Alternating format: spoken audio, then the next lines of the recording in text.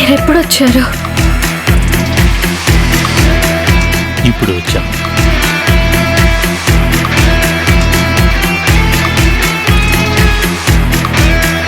ఇదెవరు రాశారు?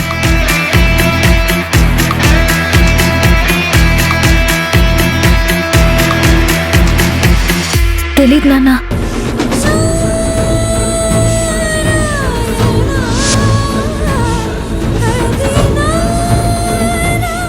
నిజంగానే నాకు తెలీదు నాన్న.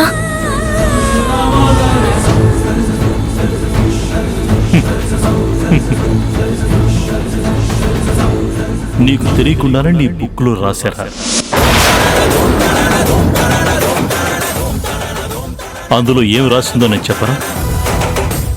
పక్షులకు రెక్కలున్నది ఎగరడానికి. రెక్కలు ఉన్నాయి అని మరిస్తే అది పక్ష?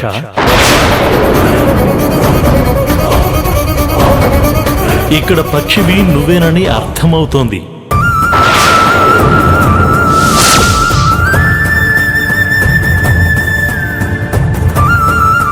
ఆ పక్షి మీద ఇంతటి కనికరం చూపిస్తున్న వాళ్ళు ఎవరమ్మా?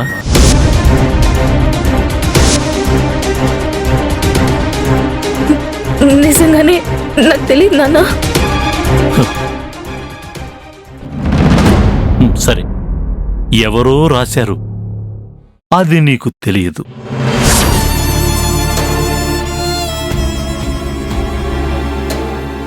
ఈరోజు కాలేజీ నుంచి నువ్వు ఇంటికెలా వచ్చావు?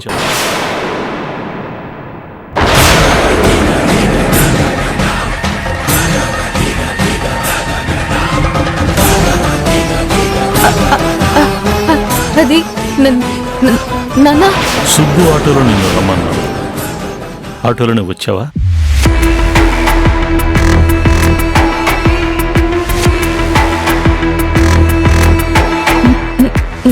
నాన్న, అది ఆటోలో రాలేదు. సరే, నిన్ను బైక్లో ఇంటి దగ్గర దించింది ఎవరమ్మా?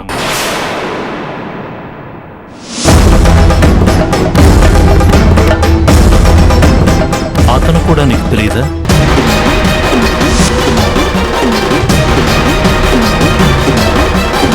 చెప్పు, ఎవరు?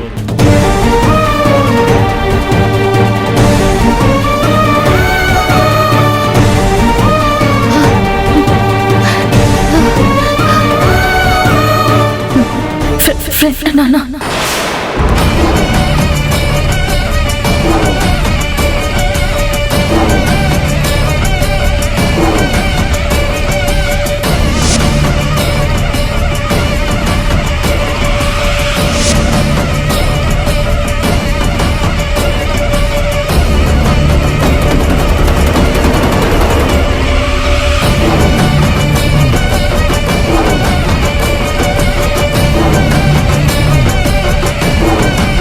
ఒక తండ్రిగా నేను ఏది చెప్పాలో అది చెప్పాను సార్. ఇక మీరు ఏం శిక్ష వేస్తారో దాని గురించి చెప్పండి. ఆ రాసిన వాడెవడో కనుక్కొని వాడికి తగిన శిక్ష వేయండి.